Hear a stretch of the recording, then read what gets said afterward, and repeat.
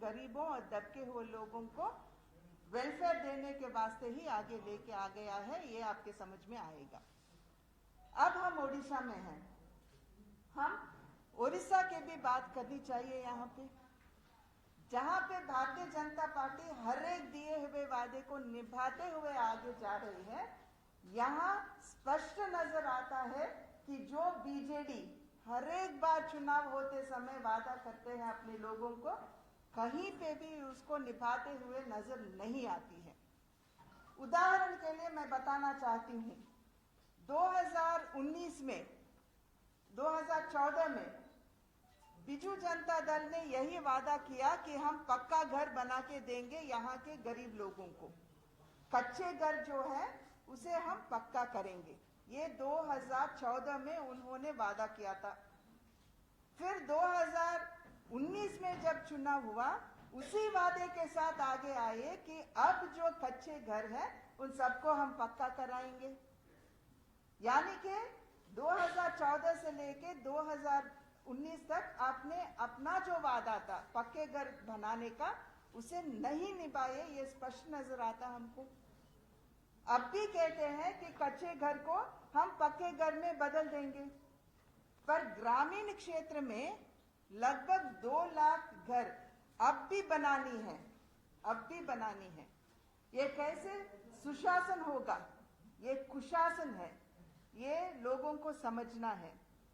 वैसे ही अगर हम लोगों के स्वास्थ्य पर एक नजर डालेंगे तो भारत सरकार ने एक बहुत बड़ी प्रोग्राम लेके आई, आयुष्मान भारत, जिसमें जो भी देश में गरीब है उन सबको 5 लाख रुपए तक मेडिकल असिस्टेंस दिलवाने का एक बृहत्तर कार्यक्रम केंद्र प्रशासन ने आगे लेके आया। यहाँ ओडिशा में OTF नाम के एक प्रोग्राम थी इससे पहले, पर जब आयुष्मान भारत लेके आए तो यहाँ के मुख्यमंत्री OTF को बंद करके यही बोले कि हम बिजू स्वास्थ्य योजना लेके आएंगे, जिसके तहत हम गरीबों के स्वास्थ्य दिलवाएंगे हम। पर वो हो रहा है क्या? जितना रुपये हर एक हॉस्पिटल को देना है, इतना कम रखे कि गरीब किसी हॉस्पिटल में जाना छोड़िए, कोई भी हॉस्पिटल अब इस स्वास्थ्य योजना में जुड़ने के लिए तैयार नहीं है। ये आप सबको मालूम है।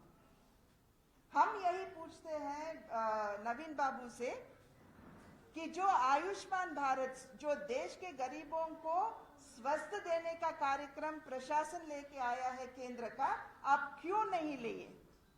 आप गरीबों का वेलफेयर नहीं चाहते हो क्या? उसकी भलाई नहीं चाहते हो क्या? आपको गरीबों को जवाब जरूर देना है। वैसे ही आपने ये भी वादा किए कि ओडिशा में सभी को हम पीने का पानी नल के थ्रू देंगे। पर हम आज पूछना चाहते हैं नवीन बाबू से कि कितने घरों तक आप ये नल का पानी लेके गए? आज भी ओडिशा में 1250 गांव ऐसे हैं, पंचायत ग्राम ऐसे हैं जहां का पानी पीने तक लायक नहीं है। मिलना छोड़िए, पीने तक लायक नहीं है। और 1500 ऐसे गांव हैं जहां पे आपने पाइपलाइन ही नहीं लेके गए। तो किस वादे की बात करते हो आप? किस शासन की बात कर रहे हो आप?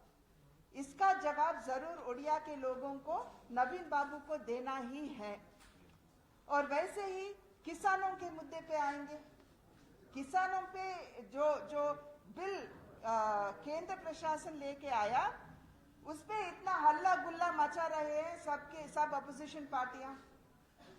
हम यहाँ के प्रशासन से यही पूछना चाहते हैं, या यहाँ के किसानों को यही पूछना चाहते हैं कि कौन किसानों का हित चाहता है, केंद्र प्रशासन या प्रदेश का प्रशासन?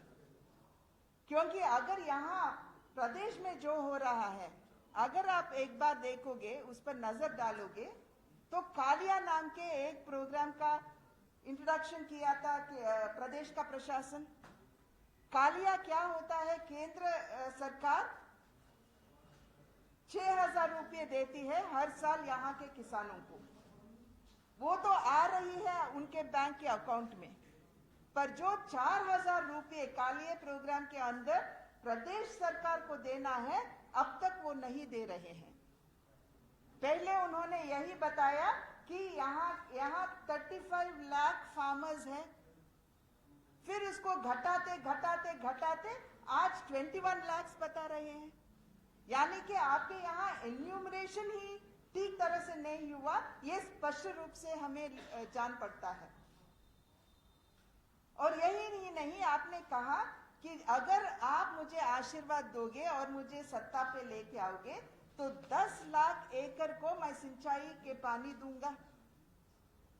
हर साल मैं 25% बढ़ाते बढ़ाते मैं 5 साल के अंदर 10 लाख एकड़ को मैं सिंचाई का पानी दूंगा।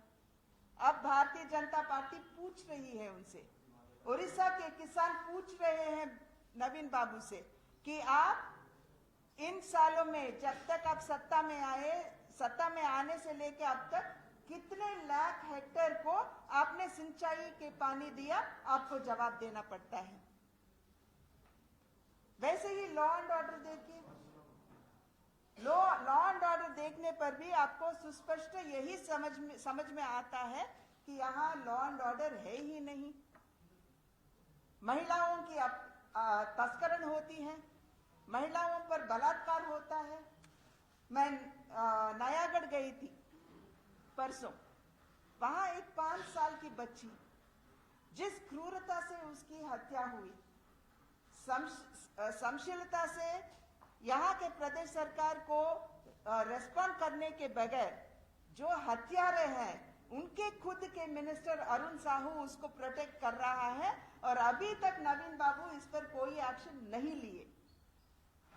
हम पूछना चाहते हैं कि कौन सी संरक्षण की बात कर रहे हो आप चुनाव लड़ते वक्त यही बोले कि 4.5 करोड़ लोग मेरे बच्चे हैं, मेरे अपने बच्चों की तरह मैं उसका संरक्षण करूंगा। नवीन बाबू से यही पूछना चाहते हैं हम बहुत विनम्रता से कि क्या वो छोटी सी बच्ची परी जो 5 साल की है, वो इन 4 करोड़ में से नहीं है? आपके बच्चे है कि नहीं? आपको तो जवाब देना है। हमने उनकी माता पिता से मिलके आए, वो मांग रहे, वो खुद असेंबली के यहाँ आके सेल्फ एमुलेशन को ट्राई करे थे वो लोग, ताकि न्याय मिले अपने बच्ची को। पर कहाँ का न्याय की बात कर रहे हैं?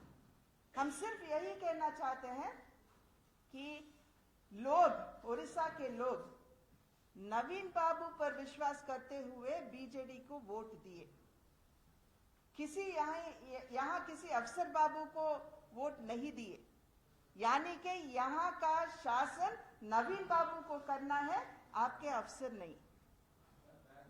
तो इसका भी जरूर नवीन बाबू को रिप्लाई देना ही पड़ेगा। और यहाँ का जो करप्शन है, कितने कितने बड़े पैमाने में यहाँ करप्शन होती है, सबको पता है। कोल का स्कैम है, फॉरेस्ट का स्कैम है, चिट फंड का स्कैम है, लैंड का स्कैम है, जिस पे भी देखो हुए स्कैम ही स्कैम है। तो ये सुशासन कैसे होगा? इसलिए मैं बोली, उड़ीसा में सुशासन नहीं कुशासन चल रहा है। यहाँ पे आपके खुद के जो फॉर्मर मिनिस्टर थे, जो सिटिंग एमएलए है गोपालपुर से, श्री प्रदीप पाणिग्राही जी, उनको खुद अरेस्ट किया गया फोर्जरी और क्रिमिनल केसेस के अंदर। आपके जो बीजेडी के जो लोकसभा एमपी है मयूरभंज से, रामचंद्र हंसदा जी और 2 एमएलए भी, नाम मेरे अभी याद नहीं आ रहे, उनको भी चिट फंड स्कैम में तो उनको भी अरेस्ट किया गया है।